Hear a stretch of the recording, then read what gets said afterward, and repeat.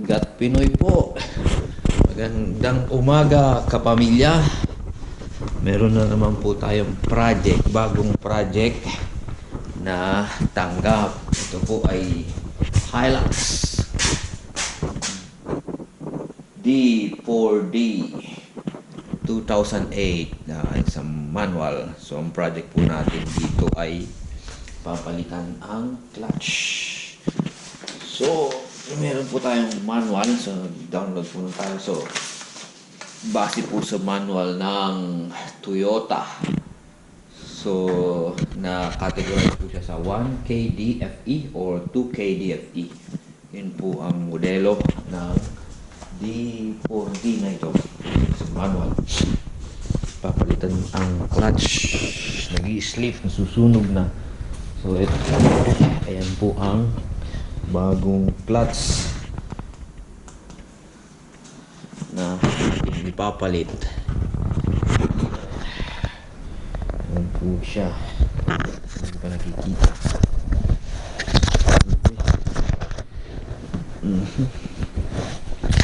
So ayan po ang bagong clutch aking ipapalit. Oh, ayan. Ayan yung bagong clutch.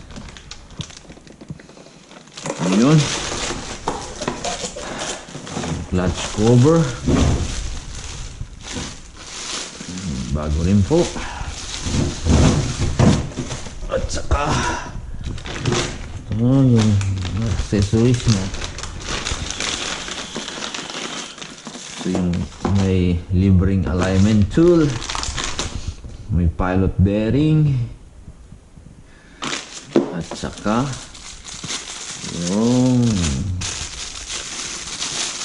push bearing. Yan po. Yan po ang ating gagawin today. So simula po, so pinipera ko na po kahapon ang sasakyan. So naalis ko na po ang ibang pyesa niya. I-update ko lang po kayo. So, po siya. Tinanggal po natin yung gitnang console. Ayan. So, ito na po. Tinanggal yung mga boot, yung cover. So, yun po ang dito po muna ginawa ko kahapon. So, gagawin ko na, tatanggalin natin yung mga shift lever. So, ito yung 4x4 shift lever. So, meron po siya ang clip lang, so tatanggalin, oh. Tanggalin po yan. Tapos ito meron po siyang ayan po,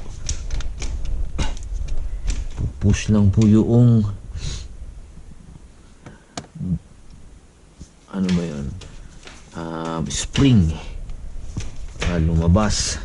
Tapos ito, yan lang clip sa ilalim po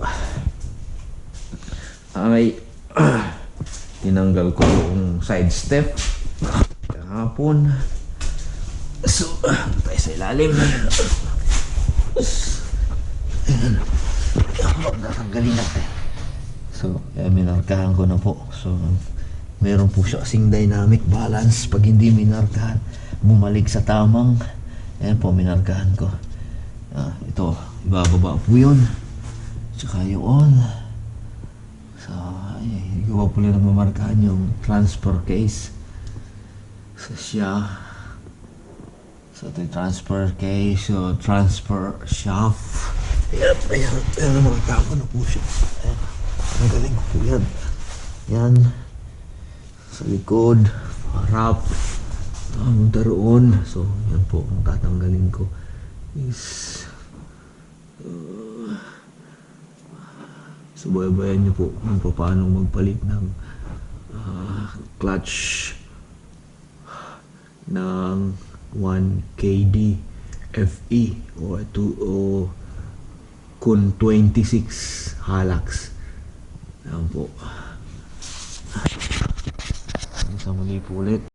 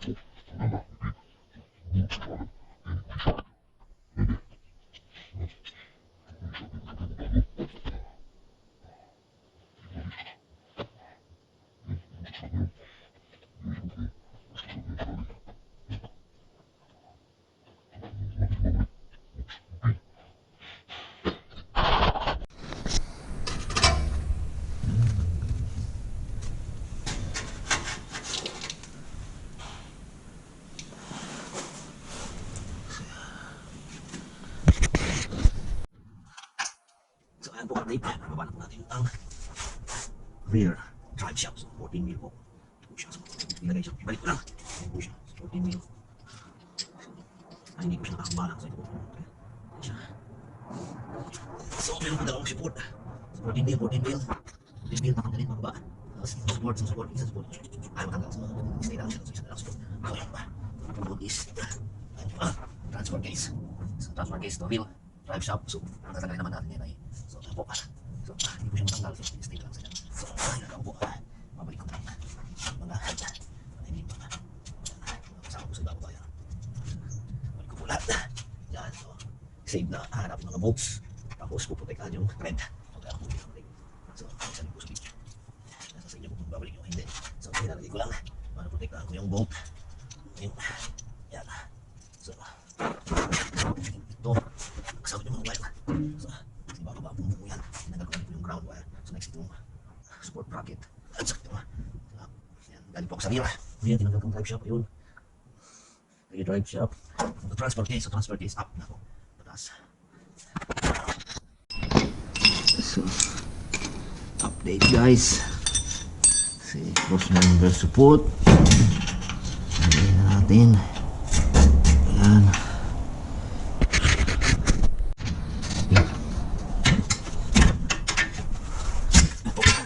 So, tayo po ang cross member. Tama na.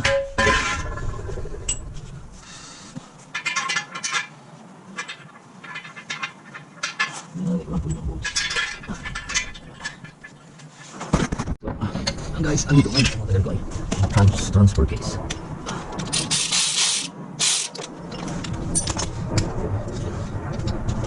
Ito na yung transfer case.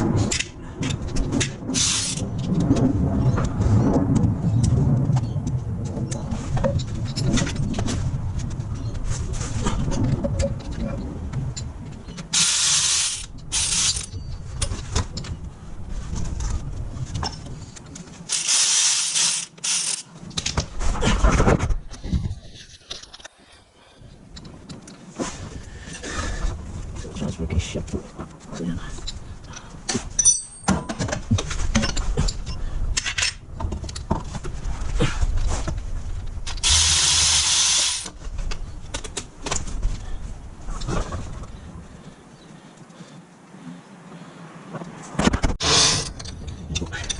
Transfer case. So, drive shaft.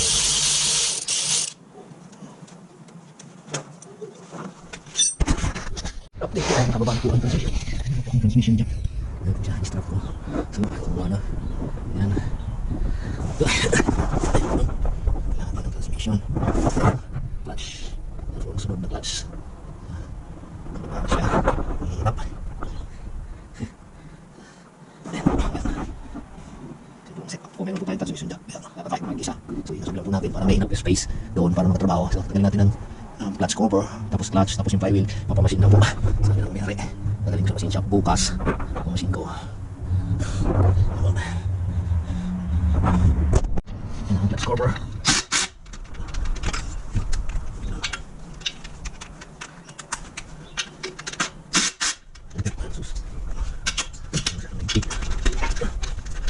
Ito.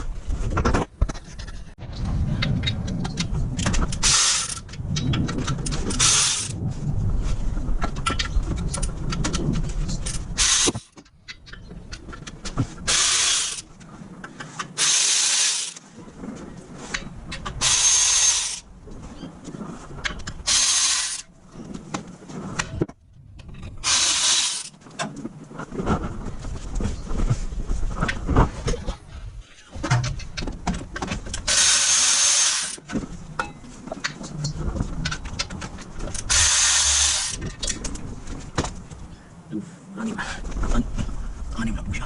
So, ayun po, dami po. Kanyang alikabok. So, nakamask po ako ngayon. May alikabok. Sige, babagta ako na. Saluhin. Yung alikabok. Ito po pala sa, yan. Sa yung alikabok. So, yung alikabok.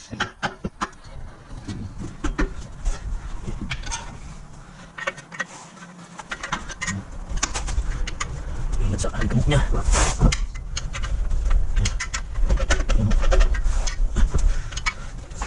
Pero po yun. Pili niyo po. Huwag kakalimutan. Yan.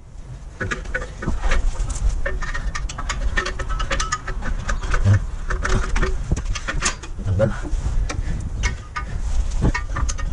Mas tapat. Yan. Yung clutch po. Yan. Yan. Bigat. Yan. Ano nangyari? Clutch. Durog na durog. Durog. So, pamasin po namin to.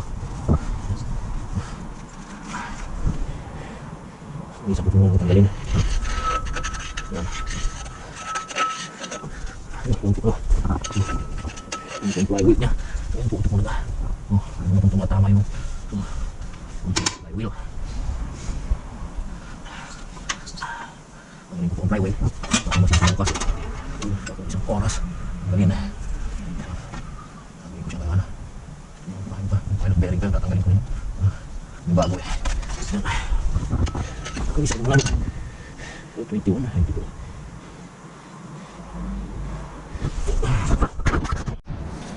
Hello guys, second days ng aking project. Hilux clutch. So, yan ang nilabasan. So, kahapon na ilabas ko na ang flywheel.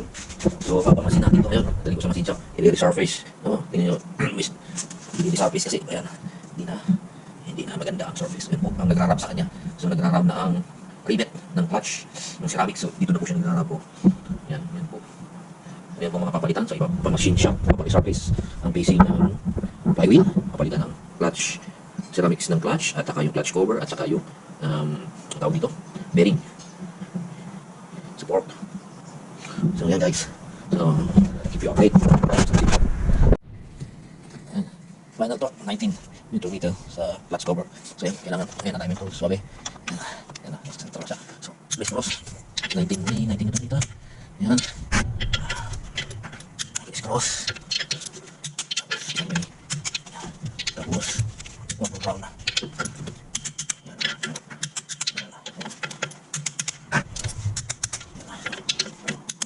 Yan po. Kaya lang. Okay. Sorry ba? Yan, sorry po. Ang alignment niya.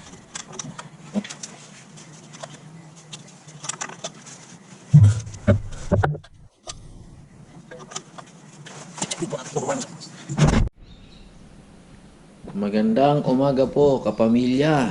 Gat Pinoy ulit. Pangalawang araw po natin sa project Hilux clutch replacement po. Dito na po tayo ngayon. Ito po ang manual na na-extract ko po sa yun po, original manual. So binabasa po natin. Ito po yung mga assembly niya. So 1 KD FTB tsaka 2 KD FTB, yan po ang engine model na papalitan natin. So yun po ang documentation nya. Dito po ang torque setting, kung ilang setting yung bawat bolt na linalagay nya. So yan, so naikabit ko na po ito mga to, class release, fork, sub assemblies, andito nakakabit na po siya. Pati yung class release bearing assembly, nandun na po siya. Inilagay ko po siya kagabi. Ang clutch, na-tight ko na rin po. O yung pong sa clutch, flywheels to clutch ay 178 Nm. Yung pong clutch cover assembly is 19 Nm lang po. So, natapos ko na po siya. Ang next ko na, i-assemble ay ito, pangalawa. So, yung buong transfer case. So, yan po. Ngayon, so, andyan po ang mga torque setting niya. Andyan, ayan, hinighlight ko ng green. So, yan, susundin po natin lahat yan. So, imperative po na kumuha tayo ng magandang reference para maibalik na as-built po na galing po sa Toyota manufacturer po. Toyota engineer po ang nag-set ng mga torque niyan, o yung mga bolts, siya po sila po. So ginagawa po nila po 100 years yan. So hindi po biro na disregard yung kanilang procedure. Ayan po, ipinipare ko na. Ito po siya. Ito po yung sinasabi, saan yan? Dito po, ayan, 72. Yan po, 9 volts po na 72 Newton meter para sa clutch. So, ayan po, lininisan ko ng bolt at ready na ang aking clutch at saka yan po ayan po ang gearbox transfer case assembly. Yan, so nakalagay po siya sa aking gearbox trolley jack. Straight po doon. Ito po yung ginawa ko. So, ito po para hindi. So, yan po ang pinalitan ko po ang release bearing. Yan ang fork. So, ready for go na. Nalagyan ko na ng over. Yan. Yung pagila. So ayun po, yung bagong masabi. Ginawa natin kagabi. So, dahan-dahan po iangat ko na. Ngayon, sana po magkapon. Iangat ko. Wala po akong kasama nagbaba. Wala po akong kasama nagtataas. So, kailangan lang kompleto kayo ng gamit. Katulad ng jack. Itong jack, importante. Kung mag-isa lang kayo. Kung wala kayong jack, kailangan nyo ng kasama. Assistant kasi mabigat po ito. Mabigat po siya. So, ayan. Ready to go. So, i-clear natin lahat. And then, i-prep ko na siya para i-jack up. Ayan, ito kami na. Kasalpak na ang gearbox. So, ayan po. So, ito po may iksi. Iksi po siya. So, tingnan nyo po pag binaklas nyo ang inyong mga balls. Iba po mukha. Iba po haba. Ang size. Haba lang po. So, iiwan na lang ngayon. Ay, yung clutch assembly niya. At saka yung starter motor. Yung starter motor. Starter motor. Starter motor. At saka ito.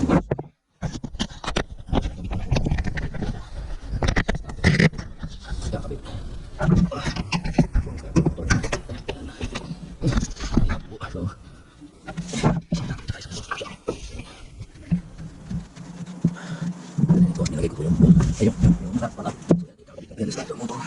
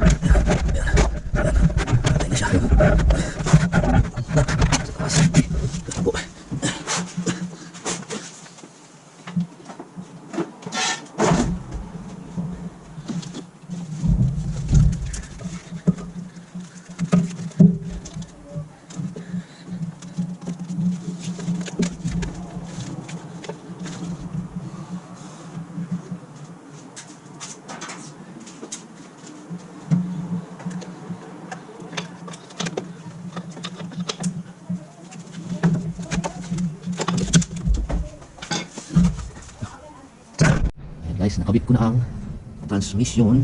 So, babalik na ako. So, ito yung tinatag ko. Yung exhaust galing sa turbo. So, exhaust to turbo. Babalik ko na.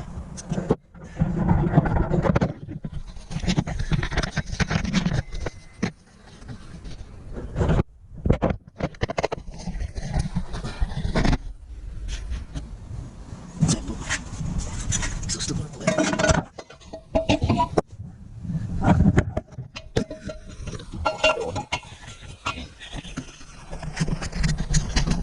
Na ang transmission, exhaust, tapos mga drive shaft na. Yan, kabit exhaust. Yan, kabit tulog pa.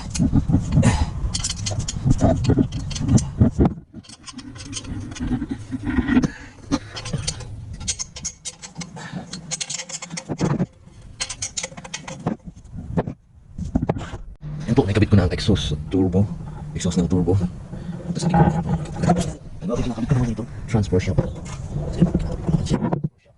Yan. Ilagay ko na dito. Transport key. Is na differential. Front differential. Kinakarap ko siya.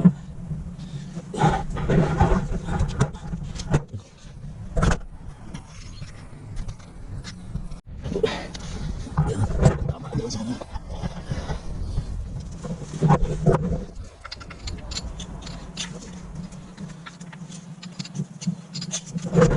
Magkakabit ako na.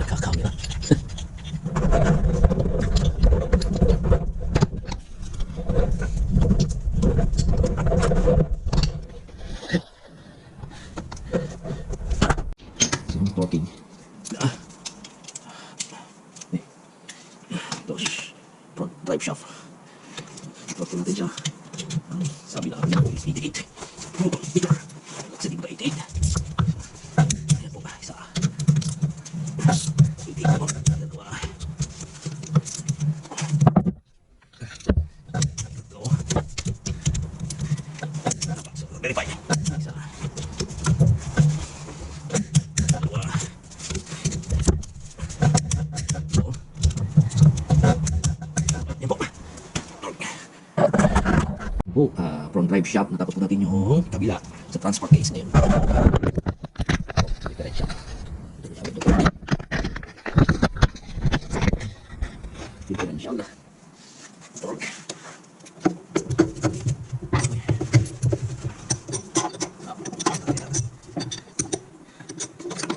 Lalim.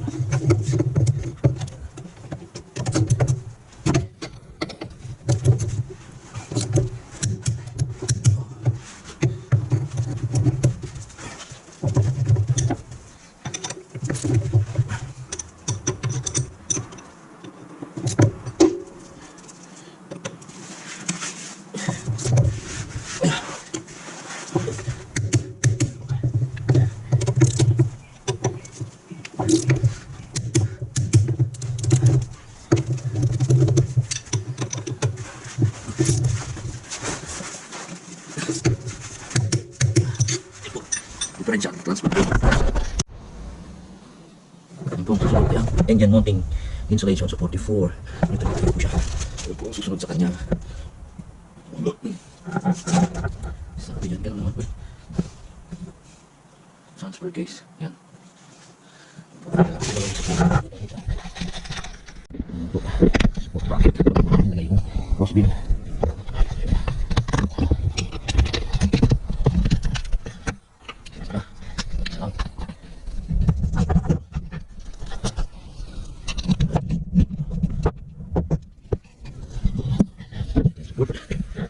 Siya po, 2 meter. Ayan na. Sakit na.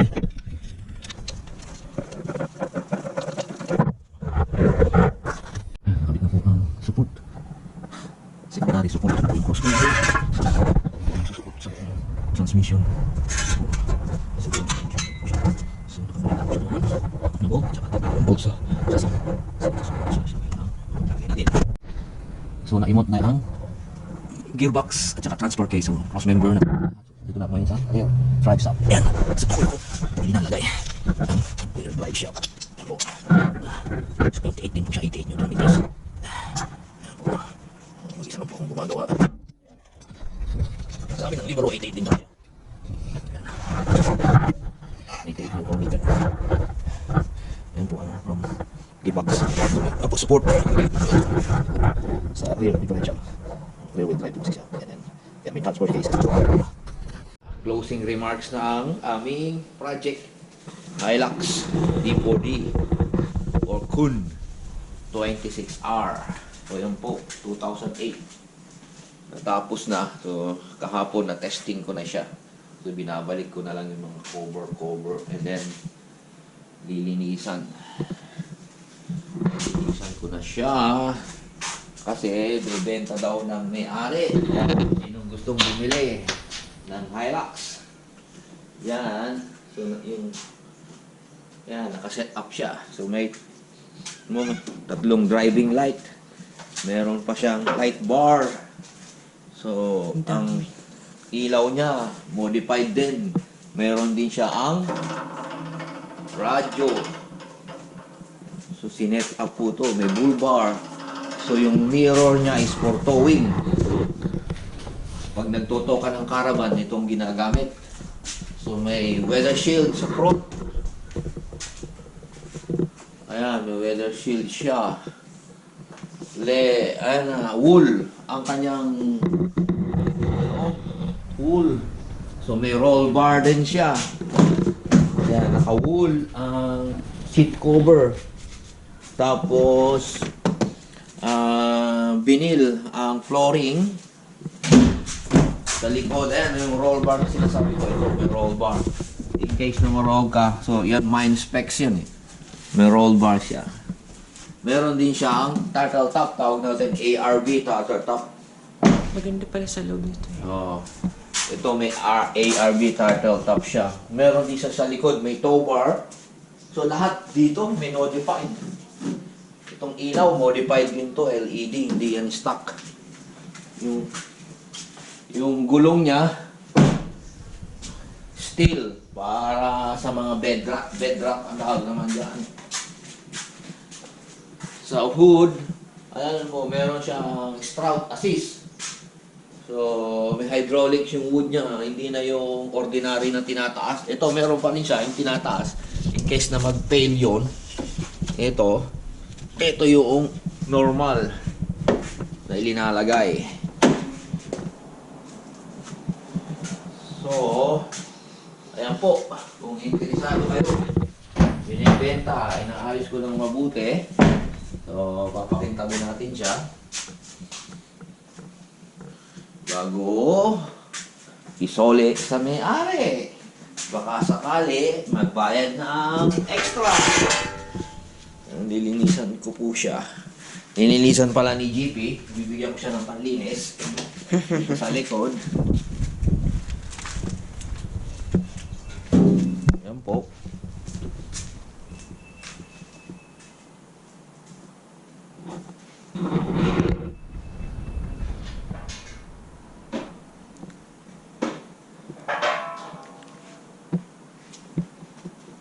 Nilinisan ni GP. Yan ang nasa Yan, yung dalawa under niya. chassis guard ng sasakyan. So, lilinisan ni GP yan. Ito lang po. Tapos, linisan ko na yan.